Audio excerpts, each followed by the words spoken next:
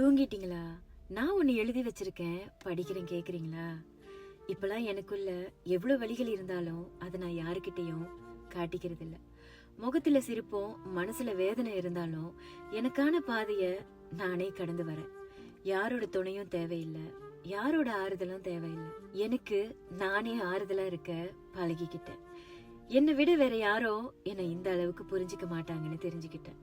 எனக்காக நான் வாழ்ற இந்த உலகத்துல என்ன அதிகமா ரசிக்க கத்துக்கிட்டேன். Good night.